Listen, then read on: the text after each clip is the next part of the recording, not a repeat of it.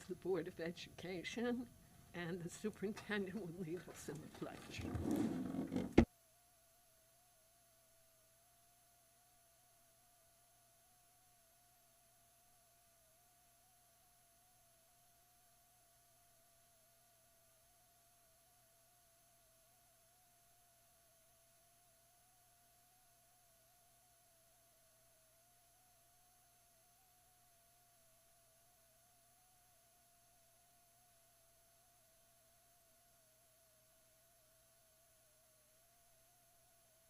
Okay, we're going to start with an overview of what brings us to this moment. Superintendent. Thank you, Ms. Gish. I'm going to let the first part of this, I'm going to turn over to Mr. Carlson, who will begin. Thank you. If you look at the handouts we gave to the board, two of the sheets say contingency budget reductions. One says right below that with 6-foot classroom distancing, and the other is with pre-pandemic classroom distancing. I think it was in the packet that was just passed out. I give it to you in the room. You forgot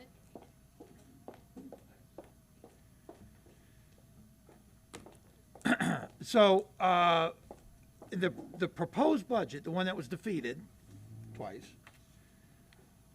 to get from that dollar amount to what the maximum contingency budget is, requires a reduction of just under $2.4 million. So where do we come up with that $2.4 million?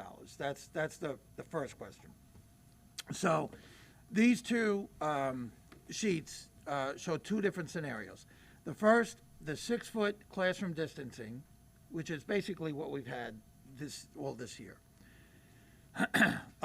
If to go to that next year, because now remember we're not planning on a remote program for next year, so that savings in the temporary positions that we've been referring to as COVID teachers, or the temporary teacher positions that we added this year, we would be able to cut a number of those, mainly because of having no remote program. So that saving, now those teachers are not getting benefits, but we do have to pay into the retirement system and of course Social Security for them. So the salary they get is the lowest salary on our teacher salary scale, and would next year too.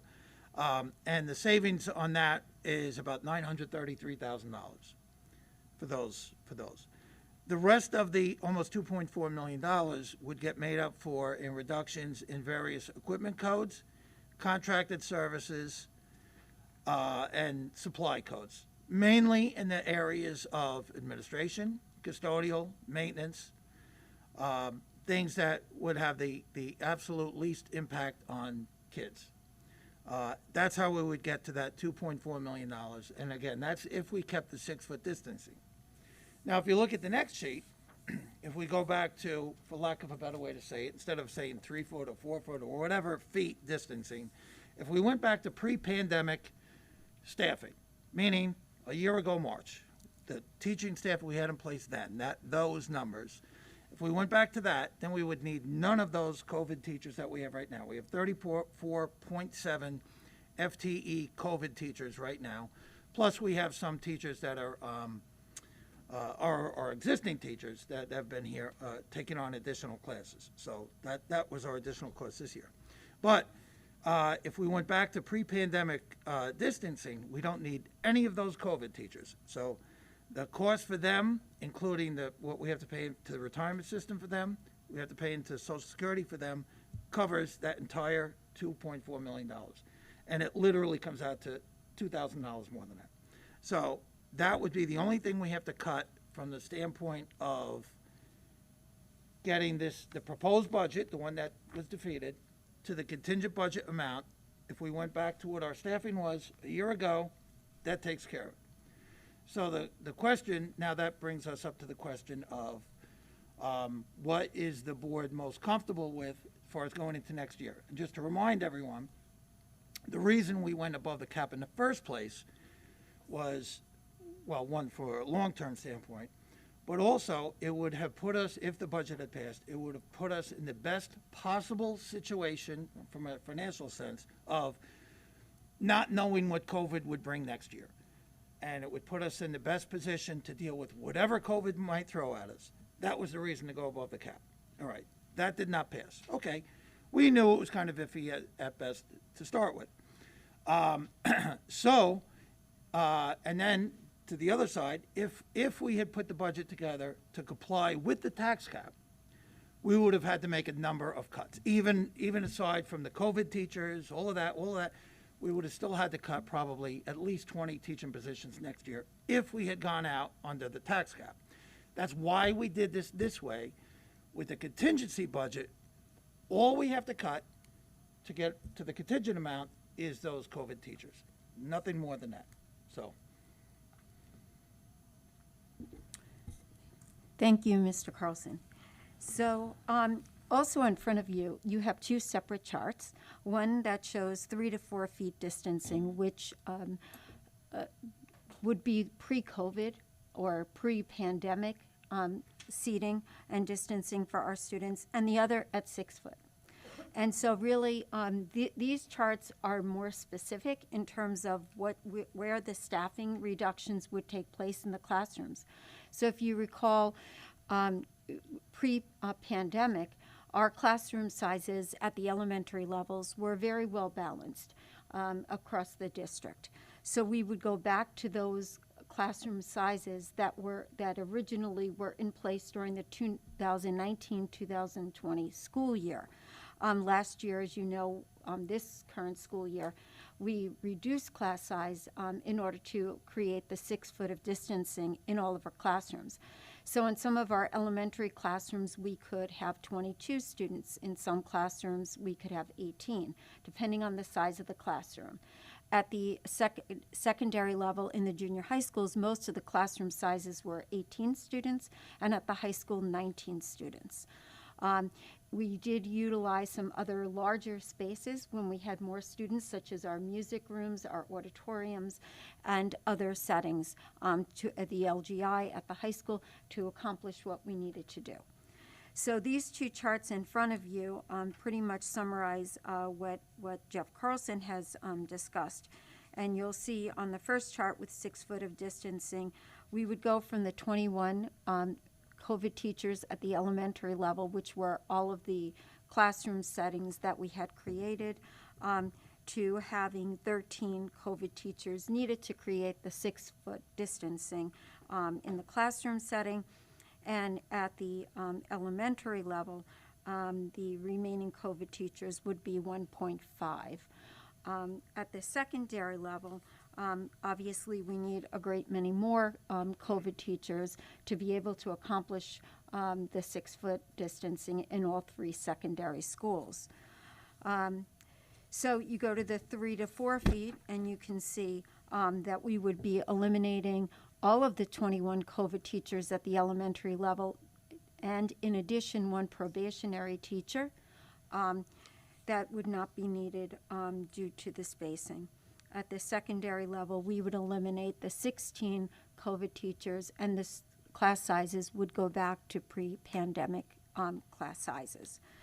So in essence, really the electives at the secondary level that would be eliminated in both scenarios really have to do with business and family and consumer science primarily. So in those we've listed for you. I do want to make some statements before the board does go into discussion, and there are a few items that I think are important points to bring forward. One, at this time, the district does not have any state education or DOH guidance for the 21-22 school year. The guidance from the CDC and DOH has been consistent with regard to 6 feet of distancing as the measure for contact tracing. Whether that will change in the future remains to be seen. We don't know. We also do not know at this time whether masks will be required indoors, and also whether distancing in the classroom will be a factor in making that determination. Although based on current trends and increased numbers of individuals becoming vaccinated and much lower infection rates, we surmise that a remote program will not be needed next year. However, at this time, we cannot make that guarantee, and it is possible that the state could mandate that a remote option be offered.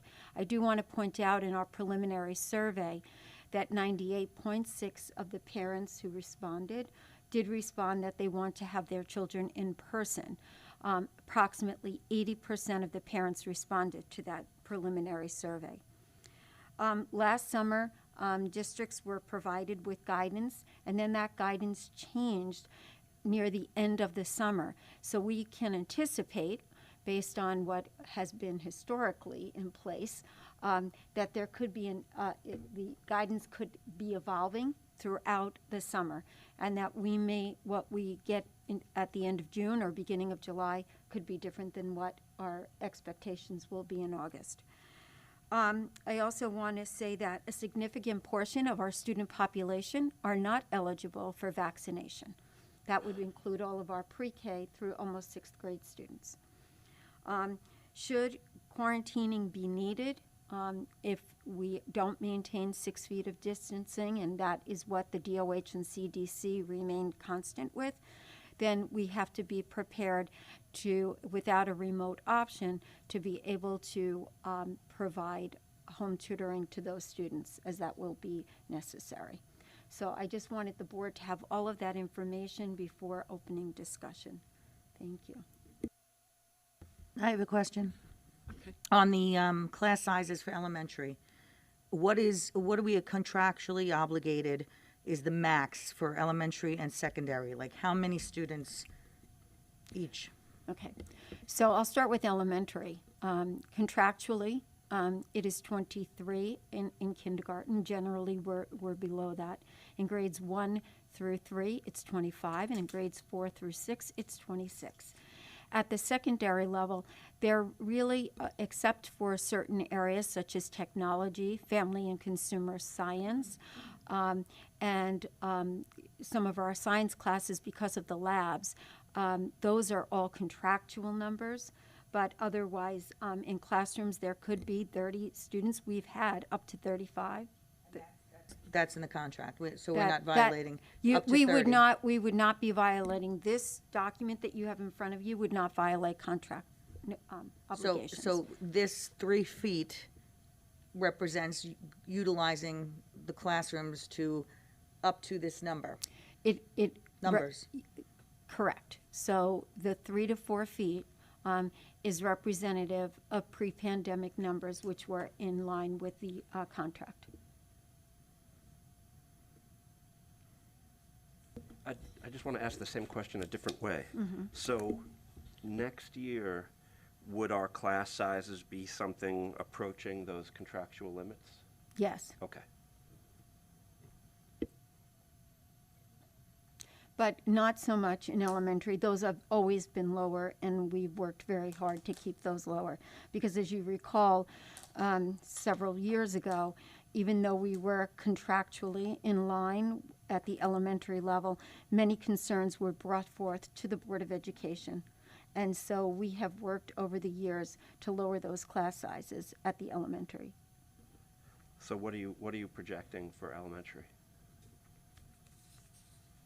Which are, so for the most part, those class sizes will all be under 25. Except, I'm going to say, with the exception of the IG program, and when it gets to a certain number, usually like 28, 29, we add a teaching assistant to that class. So under 25, but Mm-hmm. at the younger grades, it's 23 is the limit. That's in kindergarten only. And Okay, most of the that's kindergarten classes range anywhere from 17 to 21 students in the class. That's what it was That is pre-pandemic. correct. Okay. That is correct. It varies from building to building, as you know, because of the population. Right. And every year it changes. So let's say one year Arrowhead may have 18 students and Minnesota might have 21, and the next Right. year it may be reversed. Yeah. Yeah. I don't know where it is. I saw it when I opened it up work. But there was a document where it said combined electives. And is that because each one has low participation, so we're combining them? Go ahead. So in some of our courses, in some of the departments, we might have a low enrollment in like a region section and an honor section. We Yeah, put I those two classes together, so that's a combined section. The list that we gave you this evening is the unsubscribed secondary Yes. courses. Unsubscribed means that there's not enough students that are interested in taking the class to run the course legitimately. You know, we don't want to, you know, if a single-digit number of students in the class, Right. we're not going to run the course. So combining them will still not exceed the, Correct. correct? Correct, Okay. yeah. So we try, all three of the secondary buildings do that on a regular basis, whether it's a COVID year or not. That's been done for decades, not just this year or any other year. It's an attempt to try to save staffing and still be able to maintain running some of those courses for our students that express interest in it. However, there are some, the list that we gave you, that are just not going to run because we just don't have enough students. that Well, are that's, interested. yeah, I understand that. The 505 students that are going to be impacted for these electives that are, they're reducing or, What that really means is that a student could not get a particular elective that they may have chosen as their first choice, and they may go into a second elective that wasn't their first choice. So it could be that they don't get an elective for half a year, or they don't get the elective of their number one. do we project that there's going to be the study halls is, you know, is a concern? And last year, this school year, there are obvious reasons, and we get that. But prior, are we going, is there going to be the same amount? I would say it would- 21, 22 of study halls? I would say it would be pretty reflective of the way that it was prior to the COVID. So then no, there's not going to be a lot of study halls. Well, there will be some Well, study there's halls. always study halls, but you know what I mean. 10th grade students are generally the ones most impacted by study halls because we try to accommodate seniors first, followed by juniors, followed by sophomores. So yes, there are sophomores that will end up with study halls next year, for sure, just as they have in the past and for as long as I've been, you know, in this district. That has been the case. So just to ask, there's, on this sheet that affect the 505 students, there's nothing else anywhere that we can do without, so so 505 students are not impacted? There's nothing else? Yeah, what's the contingency that triggers Well- those elective reductions? Well, those electives really came from the family and consumer science and the business teacher that we were going to hire had the budget passed. So those two positions were definitely eliminated. We were adding those as a way to, as I had mentioned in every single one of my budget presentations, that it was to close the gaps for students. And that's one of the reasons why we were also going above the cap, is to close the gaps. I'm looking at the Family and Consumer Science, the international food courses. That's big. At Melville, Jolinas, and Murphy, Yes. very, very popular courses. Very popular. So in other words, you're saying that these courses are gone, or are we reducing the amount? Are we having less sections, or are we just cutting them? They're eliminated, Totally eliminated? yes. Why? They're Why? eliminated because we would have to hire a family and consumer science teacher for the district. In Because order why? to, I'm sorry, why? it's hard with the mask. We would have to hire a family and consumer science teacher in order to accommodate the students. So there are a few electives at the junior high school for family and consumer science, but they have been significantly reduced as a result of not hiring this individual. But we had this program pre-pandemic. We did not, okay. In family and consumer science, we had overages in order to accommodate that. So we had it as a result of overages. I just want to point that out. So, and at this point, we are unable to provide that. We were also going to provide a child development class at Ward Melville High School and child psychology at Ward Melville High School. Well, that, yes.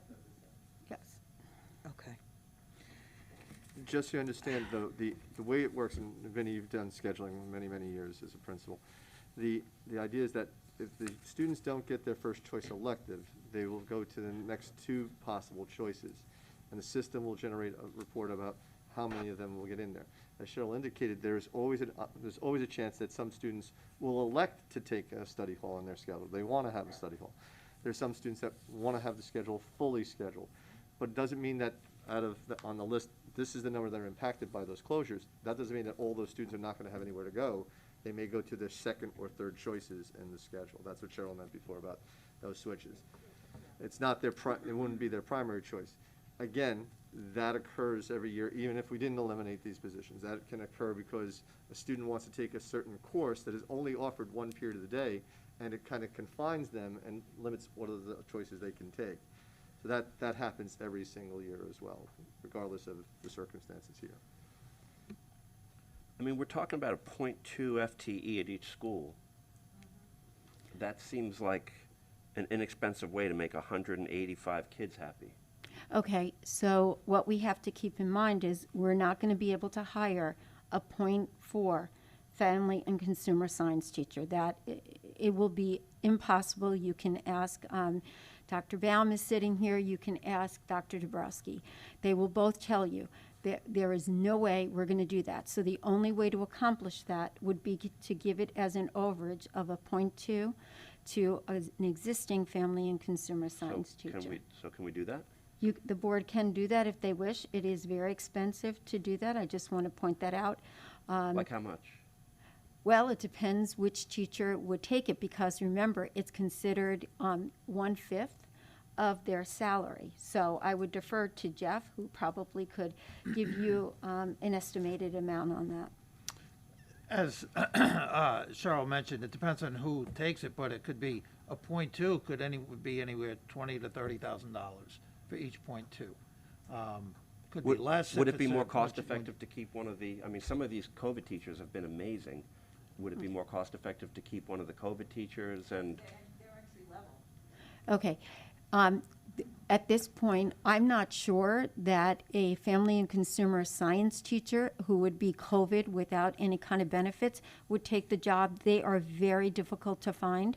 And we, prior to the budget failing, we had done an extensive search and were unsuccessful in finding somebody who would take it as a COVID position. What's the staffing in this area at Murphy and Jolinas and the high school? What is it? Is it a 2.0 in each building?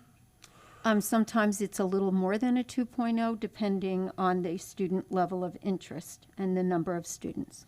Okay, but I'm saying for the requirements in the junior high school, we have requirements in 7th and 8th grade in this program. So what is the staff allocations? That's probably a Kevin question. Well, What's actually, it'd probably be Gary. But Well, Gary, what's the staff allocation for the requirement of the programs in the junior high school?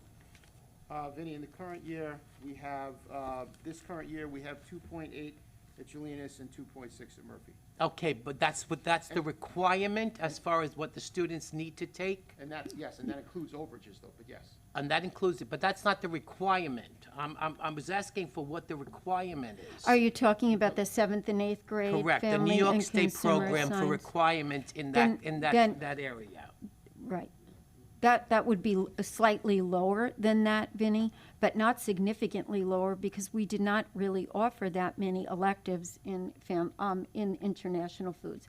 Generally, it's 1 or 2 sections, as you know. in Yeah, each- well, right. that's what I'm saying. So Yeah, if you that's were to why- reduce that, it would be about a .2 in each building, approximately a .2 in each building. So we have a 2.0, in other words, at Murphy, we have a 2.0 at Jolinas and a A little higher 2.0 at at the high Jolinas. school? We have just a 2.8, right now, we have a 2.8 at Julianus and a 2.6 at Murphy. That's what we have. If you take out the electives, it's probably more like a 2.4 and a 2.6 or a 2.5. That's what it would be. if you take out the electives. We don't have any family and consumer science at Ward Melville. We were thinking of adding the .4, which would have been the child psychology and child development.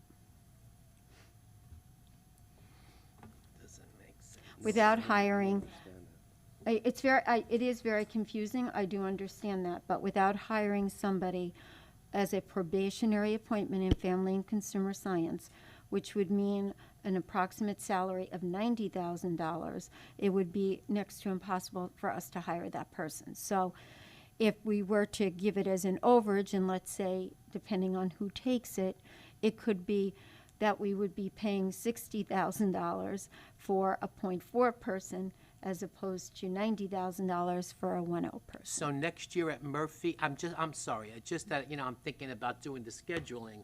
So in other words, next year at Murphy, you're staffed for, and Jolinas, you're staffed for only a 2.0 in each area, in each building, in that program. Two teachers? No. No. That's this year. That's, Next year is a 2.5 at Jolinas and a 2.3 at Murphy. so you can see that we reduced the electives. We took the electives out and met the requirement for 7th and 8th grade students.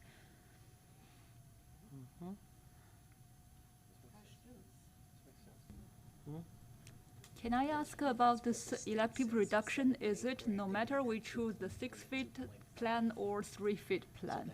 Say that again, I'm sorry, I didn't. So we do have this 3-fit plan and 6-fit plan. Yes. Does the elective will be reduced no matter which plan we choose? That is correct. Okay. That is correct. Another question regarding the undersubscribed secondary courses. Are they defined as students subscribing less than 10 students per class? It generally we've run classes with anywhere from 15, 18, 20 students, depending. If a student needs it as a part of their graduation requirement, we've actually run classes with only 4 students in the past in order to meet or fulfill a sequence, graduation requirement or a sequence. That happened with our German program when we only had at the very end 4 students. We finished that for them until they got to the AP level. So the district has always done right by those students who would need to finish the sequence or meet graduation requirements, certainly. It would not matter the number of students needed. Okay, We would thank run the you. course. So how does this undersubscribed courses related with the budget reduction? It really, whether we had passed the budget or we didn't pass the budget, we wouldn't be running the courses. They would just be delisted for 1 year. And again, the following year when the students start their requests with the guidance counselors, those courses would again be relisted. And if there was interest, then we would, yes, yeah. So as we're discussing, making up some of the things that are, some of the proposed cuts, are there other things that are also, that you're contemplating recommending that are added? The only thing that we have added this year was the health in grades K through 3. Health teachers. Yes, the health teachers So- were added. Also, the social worker at the elementary level was added to create. Social worker, full- absolutely. But, so the health teachers currently, and just refresh my memory, currently classroom teachers teach health in the That i- elementary. That is correct in So- grades K through 3, although there is a push-in in grade 3 Okay. for about a half hour a week. Okay. So instead of that model, you want to do it as a pullout or as a Well- special kind of, right? That is correct. It would be. Right, but is this the year to make a change like that? Well, there is a contractual obligation for 6 periods of Okay. a prep period. So if that were not if that were not instituted, then there would have to be another way to give the elementary teachers a sixth period. How'd we do it pre-pandemic without? They only had 5 periods. And now we require, is that a new rule? That is contract, that's in the contract. The new contract? Yes, that is correct. I was unaware, I didn't see that on the list of changes. Oh, it was definitely on the list, and the board received that. Mhm. It was, I didn't see that. How many, I forget, how many new health teachers? I think it was. 5, right? Was it 2.3? It was something like that. 2.3? Again, I want to also go back to health and not dismiss this. One of the most important issues that we've been contending with as we've moved forward through this pandemic is the issue of mental health. And as you may be aware, in the health program, there is an absolute requirement to address that. So to not acknowledge the importance of that, even for our youngest learners, would be a mistake. I do feel that the health education piece is critical to the students' mental health. I agree with you, but I think it's also critical for secondary students who are not K through 3. I'm not dismissing K through 3, everyone, but I think the secondary students having study halls. I remember last year posting this, courses not running at the high school. And I'm going to find it, but if there was 7, 8 courses, this is 2 pages. Can you tell me, like, why such? I mean, this is tremendous compared to last year's courses at secondary that were not running. And I'm confused. I don't know how that, because it was like 7 or 8. Am I right? I don't know if we listed all of the classes that are listed in our course catalog. They typically, No, just the ones not running. Yeah, typically, I'll find it. there are many courses that don't run from year to year. Well, the ones because it was low enrollment. These are all low enrollment. Right, and that's exactly what I remember. These are all low enrollment, and it does definitely change from year to year.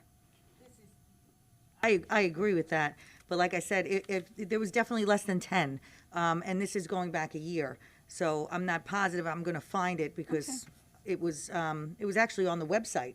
It was on the Ward Melville website with the list, and there was a handful. This is tremendously larger, and I'm just trying to understand why. And like I said, I'm not against health teachers or teachers, and I think it's fantastic to have K through 6 health, 100% supporter. But we But, would have, but right. we're But we would going to have all these interest. secondary students But that have nothing. Right, but the secondary students are expressing that they're not interested in taking these courses. They're not interested. It's not that the school district made the decision to eliminate them. The students are telling us, we're not interested in taking these classes. Okay, so we have And they'd numbers rather of them sit on in a this. study Okay. hall? It's No, a they- tremendous, Doesn't they'd mean rather they're take tremendous the interested in Yeah. other courses. Okay, They're yeah. not interested in these Yeah, particular I'm courses. interested in seeing what the changes has been in the attendance of study halls. I mean, it doesn't matter Are if this is 10 you, are you pages long. asking for pre-pandemic Yeah, or? pre-pandemic. Okay, so we would have to get that information for Okay. you. I wouldn't have that Okay. immediately available. Yeah, because the length of this list isn't really the issue so much as making sure that kids are getting, So- that we're right. that we're providing I- classes that they find Exactly. interesting, that they can get into. So let's say if we had 18 students or 20 students interested in world literature, we'd be offering the class. Okay. So the same would go for any one of these courses. So from year to year, those classes change. so this is less than 10, definitely, less than 10 in each class. Yes, this would, I would say anywhere from less than 15 in each class. Well, we said 15 to 18. If we go back to that health number of those that you just hired, what was that, a 2.3? Yet you're cutting 1.5 from the high school. So in other words, are you saying that we need a 3.8 in order to cover the elementary schools? If we're hiring 2.3 or 2 point whatever, and we're cutting right here, it says, I'm looking at the 3 to 4 feet. 1.5 So Then- 1.5, is that going to be shifted? Yes, that to would the be. element- So in other yeah. words, we almost need 4 teachers in health in order to deliver this new program in the elementary school for the little guys. Just Is that understand, what, is that what? No, before it's you go not down that path for- though with the health for a second, the state standards in health, phys ed, music, art, and dance, we don't have dance, have changed. The requirements now, particularly for health, are very stringent. There's a new curriculum that has set forth some interesting topics in there that if I were in a classroom as a male, I'd be very uncomfortable having those conversations with female students. It's much preferable, in our mind, our opinion, Cheryl, you would agree with this, I would assume, and so would Kevin Finnerty and Maureen Cost and Kerry Kilkenny, to have a certified health teacher teaching those topics, as opposed to a classroom teacher with, and no criticism of them, with limited knowledge of those standards and curriculum. So that would be cautious to best. I understand that, but my question, all I asked was, so in other words, we need approximately 4.0 teachers in order to deliver the instruction in the elementary school, because we're taking away from the high school. And then we're adding staffing also that you hired new. I'm just questioning the numbers Right. that we needed, that's all. The total for next year projected in health in elementary is 5.0. 5.0. Yes. In addition to, that's combined. That's including the loss From the high school. We from the shifted- elementary, And- from the high school, Was shifted. secondary, 1.5, Okay. plus what we hired. So right now, in elementary health, currently speaking, we have 2.4 elementary health teachers. If we need 5 for next year, then that would be 2.6, right? 2.6, that's And what we need. that's what we hired. Yes. But then if we hired that, where's the 1.5 cut in the secondary? Then if at 3 to 4 feet, it would be shifted down to the elementary, and we wouldn't need as many. So what it would do is just shifting it. Right. Right, so then we wouldn't really have to hire the 2 point whatever. No. We would- It would be less. It it'll would be. That's what I'm saying, right. it would be less. It is less. So could we use that to make up the 2 FTEs we need to save all these other classes? Are you saying for business and family and consumer science? Yeah. Okay, so in family and consumer science and business, in family and consumer science, you would need to hire most definitely would need to hire somebody as a probationary appointment, because you will not find somebody who will take that job as a COVID teacher You know, or, I don't know, there's gonna be a lot of people laid off in a lot of districts. Okay. The whole employment I landscape is gonna change. I think it's worth I a have, shot. to- we have tried since February to do that, and have been unsuccessful. No one was getting laid off between in February. Okay, we can definitely try, but I cannot guarantee that for either of those areas. Those are extraordinarily difficult areas to find somebody who would take those jobs, because other districts are offering them probationary appointments. Jelena's number's much lower than Murphy next year, because I'm seeing that's almost a 1.0 cut in facts at Jelena's, but only a 0.2 cut at Murphy. The reason is because there were many more elective courses at Jelena's offered because of student interest than at Murphy in that area. I don't mean to beat a dead horse, but I will. I looked it up. Last year, there were 19 of these not offered, not running because of no interest. And there's 82 now this year. And there's only, the majority of this list is the high school. Last year, there were 2. Long Island Ecology and Microbiology were not running because of low interest and COVID, because they couldn't do field trips. I get that part. I'm assuming it's back? Okay. So are these others from Jelena's Murphy, are they back from last year? And then just these are gone? Okay.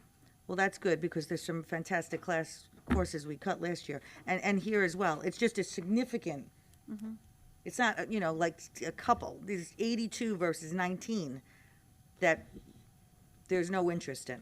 Despite recent criticism of some of our academic programs, this district offers the most AP courses of any school district on the eastern part of Suffolk County. And the number of elective courses we offer, which we pride ourselves in every department, is what attracts students to come to them. Sadly, though, with COVID being what it is and with students' interests being what they are, they're gravitating towards certain courses because students' interests will sway back and forth. It's a pendulum swing sometimes. They'll take the course, depending on who's teaching the course or when the course is offered, they may conflict out and not be able to take those courses. So, again, a factor in 1 year of 19, a following year is not uncommon. You can have that happen in any school district. I had it as a principal when I was in Nassau County. It can happen in. I just haven't recalled that. I haven't been here It's- forever, but I have been here a while, and I don't recall this tremendous. I mean, these classes that are not going to run are, Right. So, It's a sin. right. Can I just also bring up that last year's classes that were listed were classes that didn't run for that year. Some of these courses have not run for multiple years. So this is a very comprehensive list that includes multiple years, not just. Right. we should cross those off. There's classes that There are have, classes that have not run, I can tell you by looking at this, that have not run for years. for years, then they Yes. shouldn't be on the list. Like, Okay. as long, and, Okay. Well, well, wanted them, then we put them back on the list. all right, but all these classes from last year, they're being offered. From last year. Okay. Cheryl, yes. I'm looking at again, I'm just sticking to that 3 to 4 feet distance. Mm-hmm. We're losing, in other words, almost 6 teachers in English in the district, 5 teachers in math on the secondary level, almost 8 teachers in, unless I'm reading this wrong. Okay. 8 teachers in science, almost So- 4 teachers in foreign Right. languages. So maybe I can clarify. That is, if we were to do 3 and 4 feet and eliminate even our probationary teachers, we're not recommending that we go that far. We're recommending that we only eliminate the which I'm going to call temporary teachers or COVID teachers. So if you look at that list, and you see that number of 37, we're only recommending a release of 16 of them. So 21 of them would remain. But how come it says here, total budget to budget, 51.6 staff members down? That 51.6 includes the elementary as well. So if you look at the 21, plus the 1 additional probationary appointment, plus the 37, that's where that number's coming from. But at the secondary level, we're not recommending that we eliminate 37 teachers. We're recommending we eliminate 16 so that we can maintain a lot of our elective courses for the students. So it really is just a release of the non-permanent teachers. So when we were looking at this, the contingency reductions that relate to a 6-foot classroom distancing, we've got $1 million in savings from all of the other things that we projected weren't going to impact students, different equipment codes, administration. That is correct. So can we use those cuts? The board can certainly use that, And then but we've I'm just going saved $1 to, million that we can now shift well, over to. I'm going to refer to Jeff on that. Yes, absolutely. And to go back to Right. the facts and family consumer science and business teacher, the difference dollars between a COVID, what we've been referring to as Yeah. COVID teachers, the temporary teachers, and a regular probationary position is about $20,000 each. Now, just the way, just saying it's a temporary teacher or a Right. COVID teacher, that's the reason we've been referring to them that, in that manner this year is because it's just that. We're looking at them as temporary Right. to provide the distancing in the classroom needed to have all the kids in school. Right. But if you're looking at these particular courses and you want them to run, I would assume you're not just thinking, well, just for next year, and then we'll get rid of them again. If you want them, the board I'm talking, want to keep them, have them run, continue in place, it would seem to me that you're not looking to add temporary teachers for those, but hire probationary. So the difference between those, whether we hire a temporary teacher, which between the salary and the cost for the retirement system and Social Security, which is required, is about $70,000. For a probationary teacher, we use $90,000, which includes benefits. So we certainly could do that. Some of the other savings that we have in here, use some of that to add those two probationary positions. Yeah, there were a lot of really excellent teachers that we got a chance to have a look at that we wouldn't have ordinarily met, who came in to help us during this temporary time. And I'm sure this is a great opportunity. You're shaking your head. This is a great opportunity to put them in some of those probationary positions, maybe.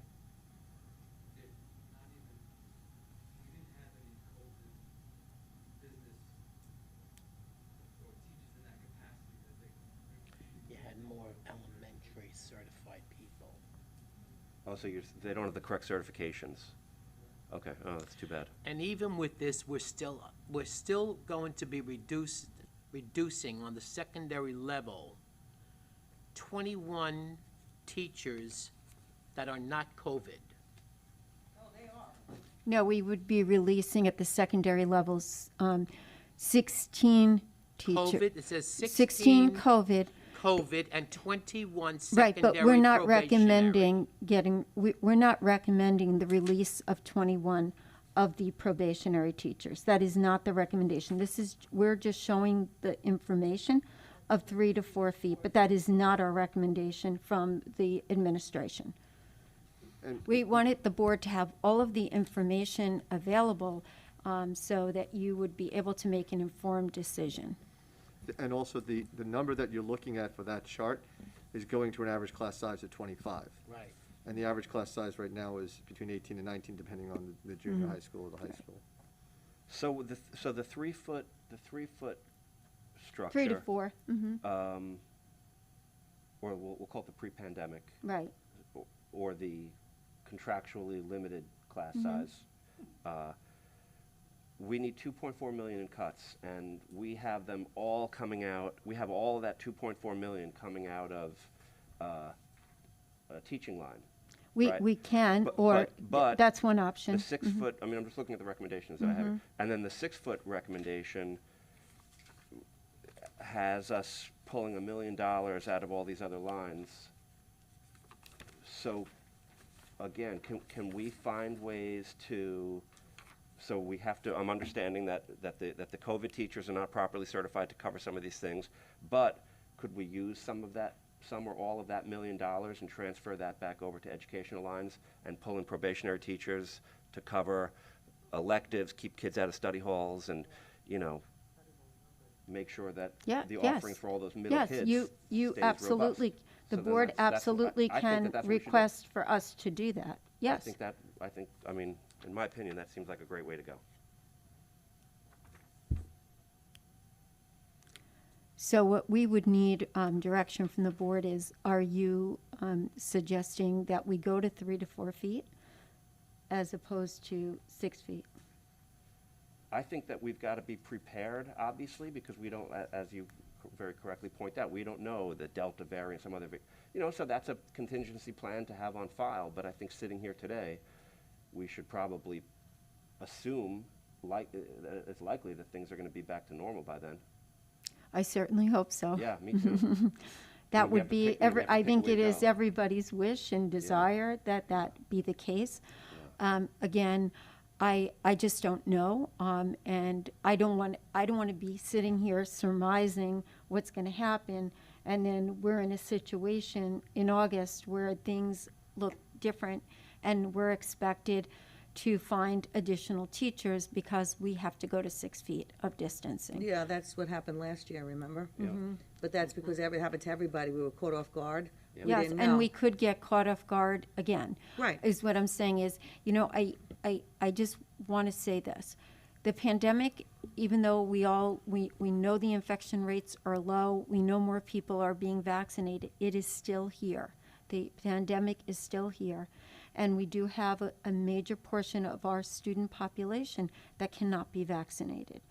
So I also don't know if there's going to be contingencies in terms of if you're 6 feet away, then you don't have to wear a mask. But if you're closer than 6 feet, then you do need to wear a mask. Remember, the CDC and DOH have been very consistent with the 6 feet. They've also talked a lot about mixing of cohorts. So at our secondary level, the cohorts are consistently mixing because we can't keep them separate. Where at the elementary level, 3 to 4 feet might work better only because the children are constant, their cohorts are constant. But they are not constant at the secondary level. And there's no way logistically that we can create that environment for them. So I just need the board to understand that Yeah, as we move forward. Right, we're trying to make plans in in an uncertain world. It's like but flying a plane Yeah. while it's being Yeah. built. Yeah. Exactly. Yeah. So. Jeff, can you go through some of the reductions that you listed here for that 1,043,000?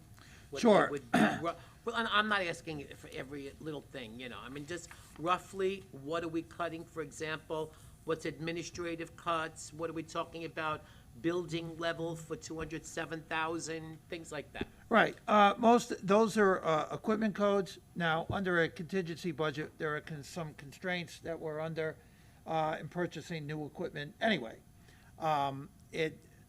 we used to, in the old austerity budget rules, the rule was no new equipment, period. That's not the case anymore. If it's required for the educational program or for health and safety reasons, it's allowed. So most of these cuts are, it's not all of the equipment that was in our proposed budget, it's about half. So these things would be reduced because it's money we wouldn't be allowed to be spent on equipment anyway. We still need to have some money in our budget, even the contingency budget, for equipment, should we need it for health and safety reasons or for our educational program. So, and then there's also some supplies and contracted services, mainly in the custodial and maintenance areas. Those are things that we can live without for a year. You know, we can't live without I'll choose a teacher over that stuff forever. any day of the Exactly. week. And that's Yeah. exactly why those were Yeah. things were listed. Yeah. Exactly. So, Now, let's say, for example, you know, I get nervous when I see we're gonna I look at security and I say, you know, now, what are we talking about if we would what would we do with security? it might mean, not upgrades to some of our surveillance camera stuff. If it's needed for safety or health, then absolutely, we'd keep it in there. It's not a reduction, just to clarify, it's not a reduction in the security program, Right. the staffing that we have in place. Right, exactly. No, not cutting anything from health or safety or security. Right, Let exactly. me ask you, what about instead of health at the elementary level, if we did enriched STEM? And then we strengthen the academic program? That would actually cost you more money.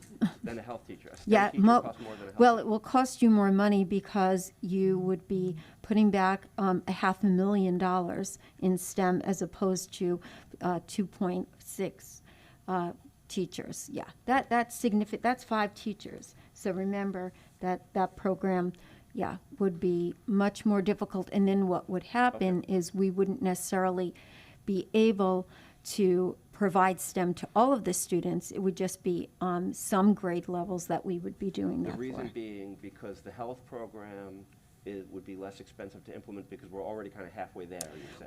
We're halfway there, and for the reasons that I mentioned and Okay. Kevin No, I Scanlon understand that. mentioned. Yeah, right. I understand. I'm just trying, it's. I do understand, right. I mean, these are all very legitimate questions, and it hasn't been thoughts that we ourselves Yeah. haven't considered. The STEM program also, the way the schedule's maintained, it's a rotational basis, so they're not every week going into the same classes. If you were going to do that, it'd be even more than $500,000. You would need like 10 Right. STEM teachers to do something like that. That would be, If you did it every grade level, yes. But if you did it in grades K through 3, yeah. So So that means not every student But is going to the receive two- it. The 2.4 FTEs that we're adding right now to health teachers is enough to get us from the 5 preps to the 6 preps, though. That is correct at the elementary level, and the preps at the elementary level are only for the classroom teachers. But if we put the 2.4 into STEM instead of health, wouldn't You- that achieve? No, because then what's going to happen is only students in grades K through 3 will get STEM, and the other students won't. Why would only some get it? Because we wouldn't have enough teachers to deliver STEM to the other students. Aren't, It wouldn't be enough, because remember that the health teachers are filling the gap for grades K through 3. okay. So therefore, Uh-huh. yes. Okay, got it. So Jeff, if we were looking at a 3 to 4 foot, and we're looking at this contingency 6-foot classroom distancing. In other words, if we look at all this, we're not touching any classroom teachers, correct?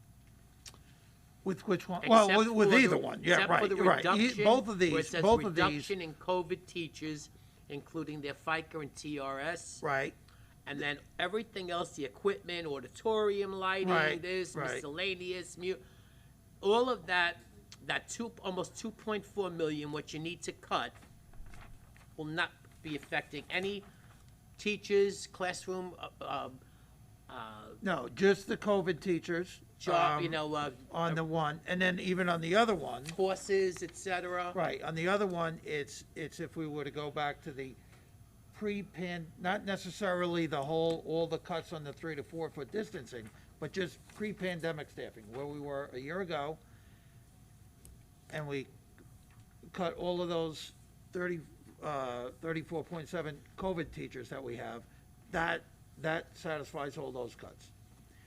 If there was, if the board wanted to add the 2 FTEs for the business and family consumer science, we certainly could use some of the other possible reductions in the equipment codes and that kind of thing to fund that. Absolutely, we yes, should. There's yeah, no question about it. yeah. But I would suggest then that if we can't get those individuals in family and consumer science and business as COVID, that they would have to be probationary appointments. That's fine. Okay, Yeah. we're still hiring the music technology teacher and the 504?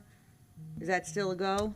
Because I Yeah. don't, okay, so. Yes, that is still a go. Okay, so, We basically restructured our instructional consultants who, for their roles, so that they can provide more classroom assistance with the classroom teachers, which is really what the genesis of their role was to begin with.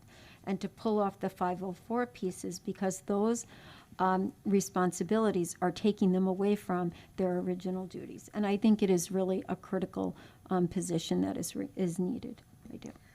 they're all critical. I get it. I'm just talking about for this year. The music technology, that was there because we did a phenomenal job having the concerts virtual and live streamed and everything. We're not doing that next year. There is no Well, more we remote. hope we're not doing that, right? Well, I don't know So- why we would put a music technology teacher in, where we could put it somewhere else when we're not doing remote. Well, that would be a decision that the board would need to make. Well, I mean, I do feel that the technology in music is not just for the remote piece. That is a big piece of it. But there are a lot of technology pieces in music that students are utilizing as they're learning different theories and different ways of working with their instruments. So I don't know necessarily that I would eliminate that position, but again, that's, up to the board. It wouldn't be my recommendation. well, we want to keep, everybody here wants to keep everything. Nobody wants to cut anything. Everyone up here, it's not that. It's, can we push it a year out and see what happens next year? It's not that we don't want these You things. definitely can do that. Sure. Okay. And Sure. continue to protect and build our core academic program. So can I ask Okay, a question? Can I ask a Oh. question regarding this low enrollment secondary courses? So I understand this has nothing to do with the budget reduction. This is just regularly how low enrollment. So are these regularly provided and not running only because enrollment of that year is low? The courses themselves, some are offered on a rotational basis every 3 years, and some are offered on a yearly basis. It depends on the department. So again, it really, and then the students would select whether they want to take those courses or not. And just to go back to that for a moment, we have, over the course of years, the department chairs and the directors have eliminated, as Mr. Visitor attested when he was enrolled as well, as was I, eliminated courses that have aged out, that students don't have any interest on. We have typically discarded those courses and put in new courses. You just recently approved, back in November, not you per se, Doctor, the board at that time, new courses to be proposed for next year. It was a limited number because of the circumstances of COVID, but every year we generally approve anywhere from 10 to 20 new courses, depending on what's going on. Okay, great, thank you. And follow up, just to confirm, there's no AP course in this list, as I understand. No. I don't think so. There are no AP courses that have been eliminated, Okay, no, great. or Thank that are not running. Right. Sometimes AP Physics B and C will run 1 year on a rotational basis, depending. Yeah, but Depending on what? depending on the student interest, so. Okay, all right, thank you. Okay, so just to kind of pull it back together. So it sounds like if I'm kind of reading the room here correctly, it sounds like what the board wants to do is go to the 3 to 4, go to the contractual limit class sizes. The pre-pandemic. It sounds like we want to try to protect as many of, we don't want to see these, any cuts to the electives. We want to make sure that all these 500 kids and more are able to get the electives they want, and that we would make up the difference with this stuff, the 1.043 from the other side. Right? Is that? It sounds like we wanted to push that back a year, maybe. Oh, so that one comes out. Yeah. The business, family, consumer science, 1 FTE goes in. Yep. Pre-pandemic staffing. Right. So there have been that And budget. then elementary health stays. Elementary health has got to stay. It's Yeah, contractual. no, just, we'll make sure we're yeah, all on yeah. the same page. Okay, So got it. and now we've protected all of our core academic programs. We saved $2.4 million.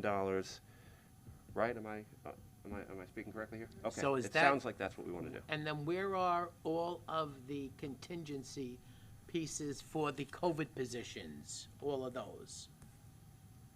Say that again? Where are all the COVID positions? Are they all gone, or some All of them are those saved? COVID positions would be gone with pre-pandemic staffing.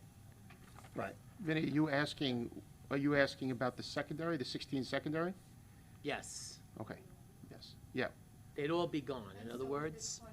And so would the Yes. 21. But those 16 are Spanish, math, science, social studies, phys ed, and health. Right. Okay. That's where those numbers come from, correct? When I said 4-year, 5-year?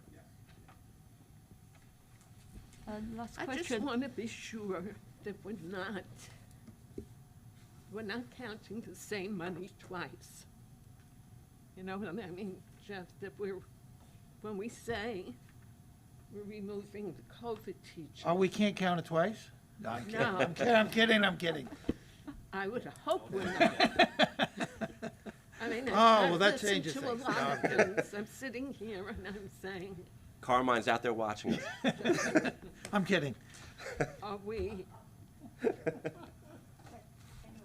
You know what I'm saying? We're moving it from here and we're moving it to there and then we're moving it back and next thing you know, I'm confused. Yeah, no. Right, so going to pre-pandemic staffing, that first piece by piece, that by itself gets our budget to where it needs to be to get under contingency. Okay. Then, from there, okay, we want to add 2 FTEs, one each for family, consumer science, and business. But we're subtracting 1 for music technology, so we're actually adding 1 FTE. So we have that money in some equipment code. We'll take money from that. All right, so that covers that. The health was already in there. And I think that's what we are. Now, some of the other codes, expenses that we're not going to make this coming up year, in some of the equipment that I was talking about before, that we couldn't make purchase anyway, being under contingency. That money, along like we always do, we always look for ways to save money during the year. Just because it's in the budget, we don't want to spend it all. So that's where that money is what's going to start to pay back our reserves. Right. That money, those equipment purchases that now we don't have to reduce those lines because we're going to pre-pandemic staffing. So we don't reduce those lines, right, in the budget, but we don't spend the money either. That's the money that we'll start using to pay back our reserves. That's fine. Now, what that also does for us for next year, when we're building the budget for 22, 23, is because those things that are in the budget, even though they don't impact kids immediately, they would have a long-term effect. We need to maintain our buildings and all of that. 1 year we can do without some stuff, but we can't do without it forever. So if we just reduce those budget codes to zero, well, next year we'd have to start rebuilding them. This way, starting the 22, 23 budget, we're in great shape for that budget as well. We're at a great starting point for a year from now, well, less than a year from now, when we're building the 22, 23 budget, and barring some, crazy pandemic, which hopefully that doesn't happen again, but barring something unforeseen, I see no reason whatsoever why we would have to go above the cap anytime any time. Yeah, that was no fun. So, but again, and I want to reiterate though, by doing this way, the contingent budget, if the budget had passed above the cap, sure, that sets us up in a great position for whatever COVID might bring next year and long term. Okay, that would have been great from a financial standpoint, but it didn't pass. All right, the contingent budget is much better than if we had gone out at the cap. For our kids, as you can see, I mean, we don't have to cut anything under the contingency budget. In fact, we're even adding some stuff now, right? And throw on top of that, no tax increase next year.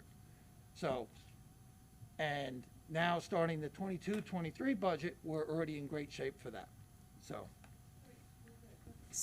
I just want to I'm sorry, Harry. I just want to be sure that now that we've done all this, and it looks great, that we're now not sitting with our fingers crossed that come September, the governor doesn't say, well, you actually can't go to 3 to 4 feet. You have to go to 6 feet. And if you don't go to 6 feet, you have to quarantine the whole class.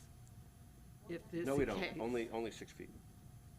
Yeah, and that's where if the 6 foot distancing sheet needs to kick in at some point during the year, it can. Right. Now, one thing we know, it wouldn't go the other way around though. If we start out with 6 foot and that staffing level, and then we get to whatever, November, December, and say, oh, well, look, COVID went away. We're not going to change in the middle of the year that direction, but if we had to the other way, we could. The only thing I do want to point out is if we do need to go to 6 feet, finding COVID teachers or temporary teachers will be a major challenge, and we need to be As it was this to year. be aware. As it was this year. As it was this year. Yeah. So we, because those individuals may not be available. I also want to say that we will, as we have every year, we will put certain positions in contingency. Should we need them, we use them. Every year, we do have positions that we pull. So if, let's say, Bill Bernhardt were to call me and say, look, Cheryl, I have 20 additional students who are interested in a particular course. Can I have a .2 to deliver that course? Then we have the ability to say yes to do that. So we always try to fill those gaps. And so, Jeff has been very astute in putting contingency positions into the budget to accommodate for that need. But I know questions had come up about pre-pandemic numbers at the elementary level, and if you like, I can just give you just a smattering of what it looks like so that you know.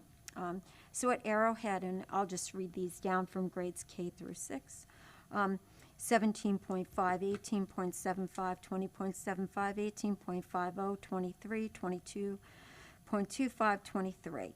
So that pretty much is the way that it looks, similar in almost every school with the exception of Nassau, because those numbers are lower there. So you'll see numbers like 17, 18, 19.67, 19.33, 15, 20, 20.67, 20. So you can see that the numbers those are pre-pandemic, and they're very well balanced because we do want to make sure that our youngest learners are in an environment where they are getting as much individualized attention as is possible from the teacher. One last question. I understand under contingency, it's hard to bring back the elementary STEM. So in what circumstance can we bring it back in the future? Are you talking about STEM? Elementary STEM, yes. Yeah, so STEM, we can certainly consider bringing back STEM the following year because, again, there's going to be reduced enrollment. So reduced enrollment helps us to be able to shift staffing from secondary, let's say, back to elementary because of the numbers changing. Right now, we're kind of plateauing a little bit at the elementary level with not as many loss of students. That bubble has kind of shifted up, so we'll see less students. Mm-hmm. What are we, about 200 200 less students. overall? Overall, yes. Yeah, 2021 and 2022? Well, focus on 21, 22. Going into that year, I'm estimating about maybe 100, 125 at the elementary level. It's hard to predict elementary because kindergarten is almost so difficult because we don't know what happens during July and August. But at Jolinas, it's about 30. It's about 60 less students at Jolinas, 30 less students at Murphy, and about anywhere from 75 to 80 at the high school. So can somebody refresh my memory? I don't remember. I remember clearly and vividly when we had the 5 STEM teachers because I got to witness a lot of amazing things in person. What year did they start? We start that program. I'm getting old. And what year did we stop it? It's been 2 years at least, right? Right. So the year that we stopped it was this current year. Yes. Yeah. STEM. Yeah. We had it in 2019, 2020. And when did we start it? And there was no cut. The only cut was last year. We didn't cut it any other year. No. I'm thinking of something else then. Okay. And we 9 years recommended ago, that we had the PI program. Right. The PI program was done away with. We went to the enrichment program for 2 MST, years. Then the STEM program came along. Okay. So we replaced the 2 2 enrichment teachers with 5 STEM teachers and put 1 in each building. And we had the MST. They were called MST at one point. Yeah. No, the 5 STEM teachers at the elementary school, I think are priceless, and for our location and us being 3 Village, we should absolutely have a STEM program in full force at our elementary school for K through, or whatever grade, I believe it's K through 6 or 1st through 6, K through 6. Everything is important, and I get it, but that to me trumps some other things that we have to do this year, personally, in my opinion. And I think another thing that it would be a good idea for us to, as we've always talked about doing, to start trying to project out a little further. I feel like we usually end up just planning a year in advance. I think as we continue to look at the declining enrollment, I think it makes sense to start thinking about how we're using our buildings, how we distribute. We've got different numbers because of the small number of sections in different buildings. If you just have 1 or 2 sections of 2nd grade in a certain building, there's only so much you can do to mix and match and move kids around. But as the enrollment starts to decline, obviously there are other models of how to house students within our buildings to combine grade levels within a building, so that instead of spreading second grade out across 5 buildings, maybe we put it in 1 or 2 buildings, and we can have more efficient schools, and they can be, the prepared environment could be more age appropriate, and maybe it would free up opportunities for us to do things like expanding access to the academy, which is an amazing life-saving program, have BOCES type, vocational training for students who are interested in that, which I think gives us great opportunities.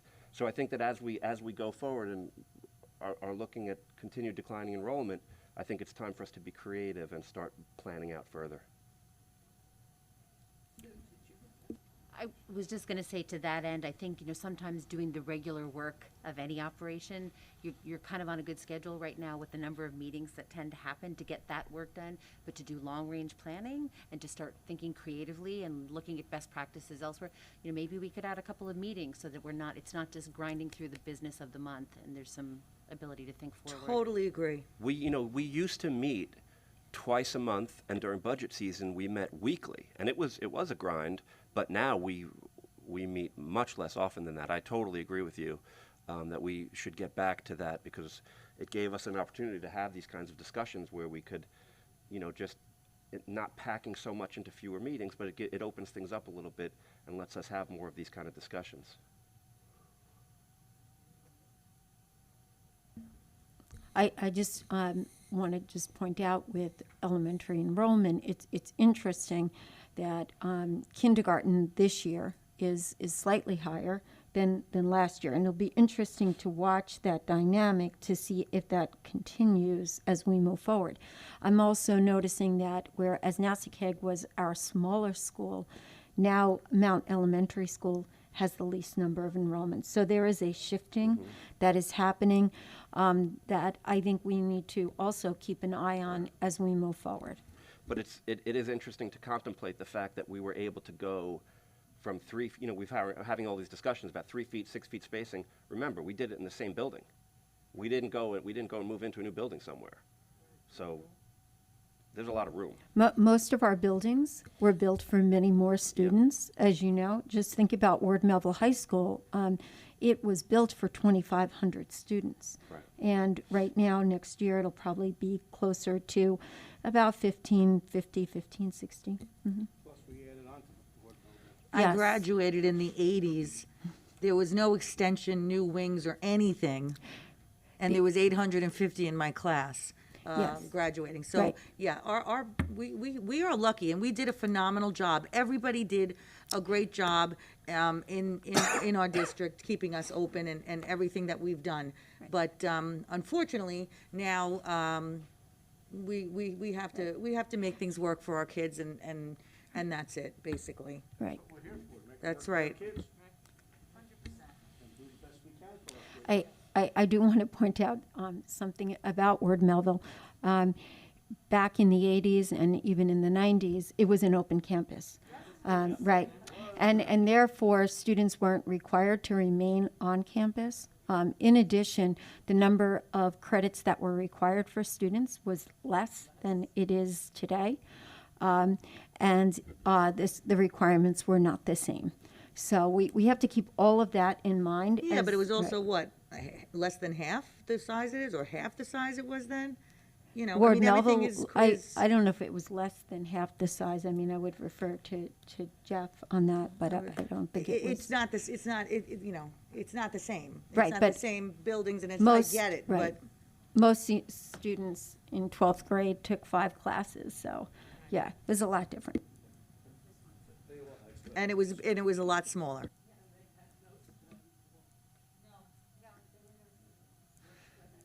Just want to point out that with Cheryl's point with this year, we leveled off with enrollment this year because we were only one of 3 school districts on Long Island that were doing full in-person.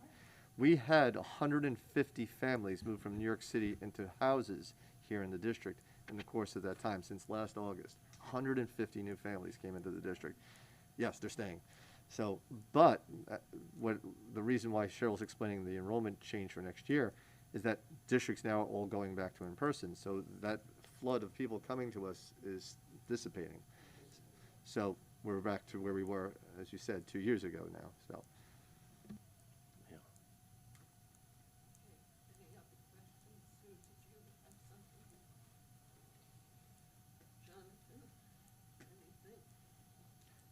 Well. Oh. I'll say that, you know, again, further to Sue's comment, I also think that I would love to see more of these kinds of conversations held as we did this one in public. I think that the more transparent we are, the more it builds trust in the community. I think the more people understand what we do, why we make the choices we make, how we deliberate and come to those decisions, I think that it's more likely that they'll support us and have confidence that we're making good decisions and that we're being responsible with the money that we have. So Jeff, what's the timeline? Will we receive an updated of what we spoke about tonight before the 7th? Sure, I could send that out with this week's board packet. We'll put those changes in place. I'll send that out to you. And then for the July 7th board meeting, we'll have a resolution for the board to adopt the contingency budget, which is the dollar amount of the budget, you know. And just as always, you know, things within the budget can change either by, you know, your decision or, you know, situations warrant. But you'll be adopting the dollar amount of the contingency budget. And we'll also have on the resolution the establishing the tax levy, since we know what it's going to be. It can't change from this year. So the good news for everybody is no tax increase next year. Just keep in mind, sometimes there are shifts in assessed values, so it doesn't mean your individual tax bill will be exactly to the penny what it was this year, but our tax levy, overall tax levy, won't change. So that'll be on the July. I'll send the new budget incorporating these changes that we discussed tonight home to the board, and that'll be on the agenda for July 7th. And I think we also had, Cheryl, didn't we have like maybe 2 or 3 elementary positions that were open that we were looking to fill? Are they still going to be filled? But weren't there Yes, retirement- because weren't there those are retirements or due, something? those are due to retirement and to long-term leave for someone who is asking for an unpaid leave. Great, thank you.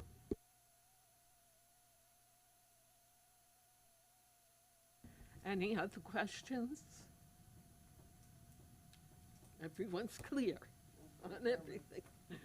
Okay, so do we need a motion to? No? It's not a meeting. Gotcha. Okay.